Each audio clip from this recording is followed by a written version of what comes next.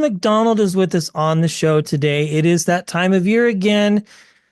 Pumpkin spice lattes and new episodes of Chicago Med. And we're talking with the one and only showrunner, Allan MacDonald, executive producer, showrunner. Thank you for your time. It's great to meet you. And I'm excited to talk to you today. Thank you so much for having me, Brett. I'm very excited as well. Yes. Well, over the years, and Jean will attest, we have spoken to pretty much every cast member from this series who is currently on or has recently moved on from the series from the beginning, really, for the Right. last like 5 or 6 years. And our most recent conversation was the one and only Steve Weber.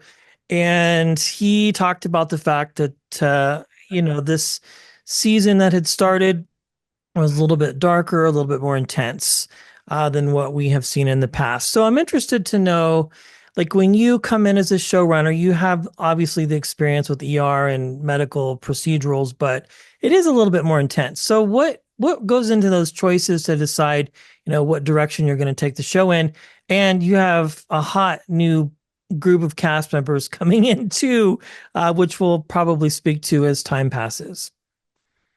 I didn't really feel like so much that I needed to take the show in a new direction. I felt like, Andy and Diane, who had run the show for the previous 9 seasons before me, had just built this beautiful foundation of emotional storytelling, which has always appealed to me.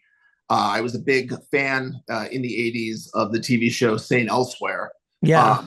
And then I also was a rabid fan of ER when that premiered. And I worked on that show as a research assistant and as a writer's assistant. I was not a writer on ER, but I got to be exposed to the scripts and the set and the kinds of stories that are told on a top-notch medical drama like that.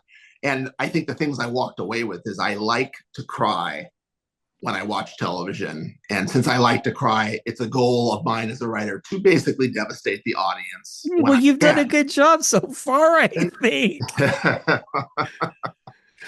Well, thank you so much. So, but I also like to make them laugh. And if I can do both, I feel like I'm in a really, really sweet spot. And when I say make them laugh, I always like to inject humor into scripts on a drama, but I'm not a joke guy. So I'm not like, trying to do like laugh, laugh, joke, joke. What I try to do is I try to find humor in these kind of dramatic medical situations that is very human and that people don't laugh at it because it's funny, because, oh my God, that's such a funny joke. They laugh at it because it's human and it's relatable and they've experienced something similar themselves. And, and that's why they laugh. They're like, oh my God, I've been there myself. I know exactly what that feeling is. And I think that brings the audience closer to the characters. Yes. Speaking of those two dramas you previously mentioned, Ed Begley Jr. is a multiple guest on our show, and Noah Wiley has been on several times. So that's very cool and very interesting part of this. Well, yeah, we've spoke to the previous showrunners and EPs throughout the years as we've done these One Chicago events. But when I spoke to Steve, he did mention the fact that there was going to be some changes, but also bringing some levity to some of the characters too. His character in particular, which has loosened up a lot since we first met him when he came on. It's been really good so far. You have a big episode coming up. No spoilers here, really. That will premiere September 25th when this episode releases. Sink or Swim, episode 1001. Wow, it's hard to believe it's 10 seasons so far. It's crazy. And you really just come in with a bang about a commuter ship capsizing and new patients and new employees running the show. So let's talk about that a little bit. Again, this won't really be a spoiler because the episode will have already kind of come out when this comes out. So like you start out with a bang, it sounds like coming into this new season or a new set of episodes. Well, the big backdrop of the season premiere is that there's a commuter ship that is hit by a smaller vessel and it takes on water very quickly. It capsizes and a lot of people are seriously injured. A lot of people die. A lot of people get caught in the hole and have to be rescued off camera, I will add. But that's the backdrop of everything, of all the chaos that's going on.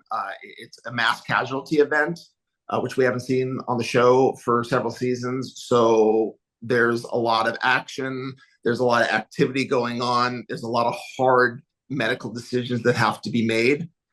And into this backdrop, we bring in two new characters. One is Dr. Caitlin Lennox, played by Sarah Ramos, who is I brought in specifically to be a foil to Dr. Archer, because I like when Dr. Archer gets really fired up.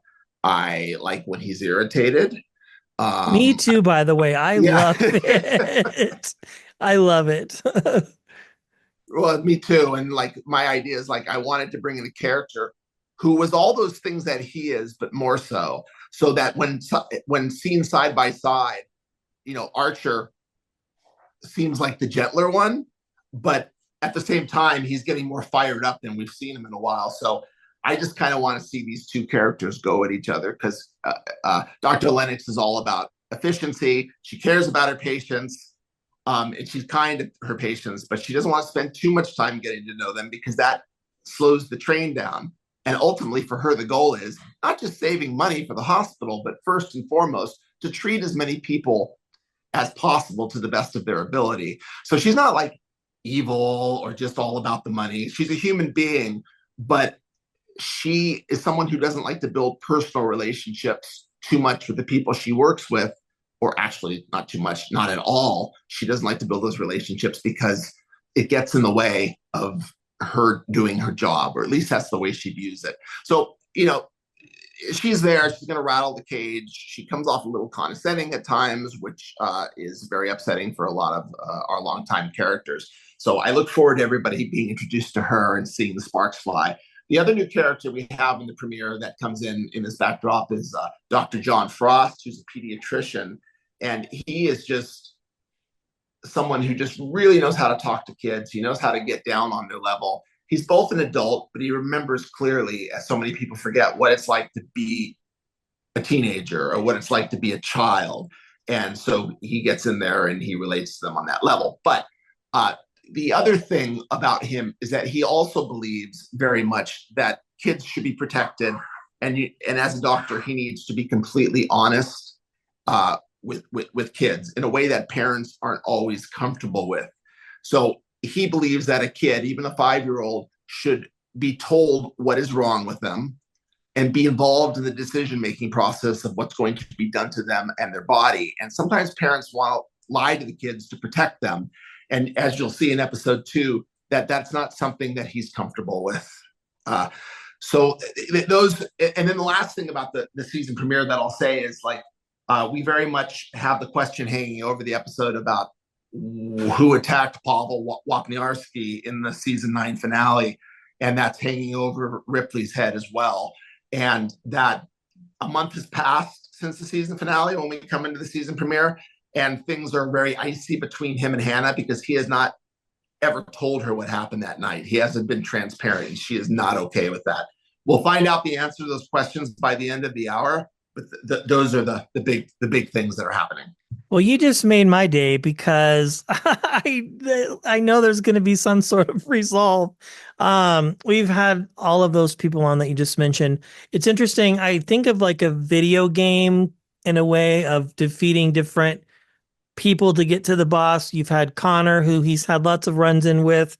And you've had Jesse's character, who he's had lots of run-ins with. Of course, Ethan, and now we're going to get some new Clash of the Titans, so to speak, with Archer, which I think is cool to have him flipped up on his head a little bit. It all sounds very exciting. Like I feel like, everybody that's had this very difficult and challenging role that you've carrying now has handled the show with such care. A big question that a lot of people want to know, are we going to maybe see some episode crossovers this season? I know that's a hard thing to do. A lot of people have explained this in the interviews we've done. There's certain storylines and character arcs that we have to follow, but any hope for maybe one Chicago crossover in the future? Maybe wink, wink. Well, there's always discussions about that and when it's a good time to do that. At the moment, it's more of a wait and see type attitude because I'm sure you've heard this before, but it's absolutely true. Is that they are extremely difficult to coordinate and Yeah, they're schedule. hard. And it's a big writing job too to find the right story that can be threaded through all three shows.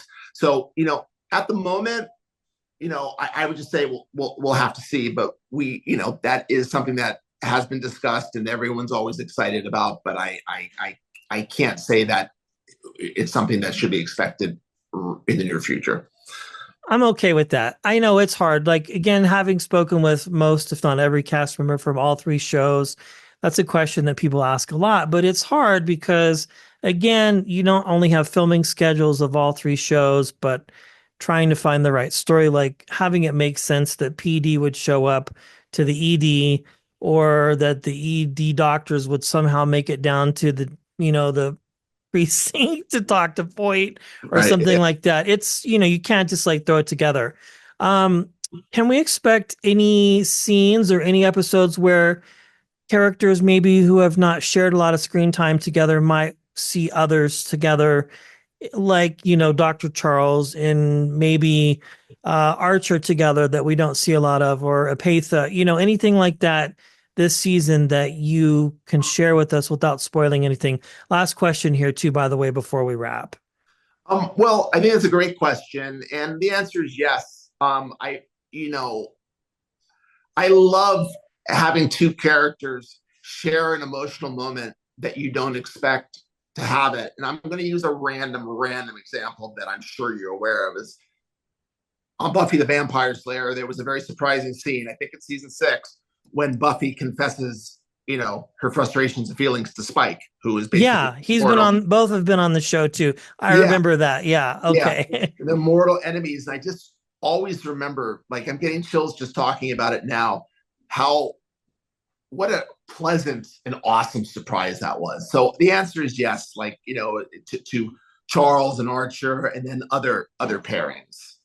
And it is my goal.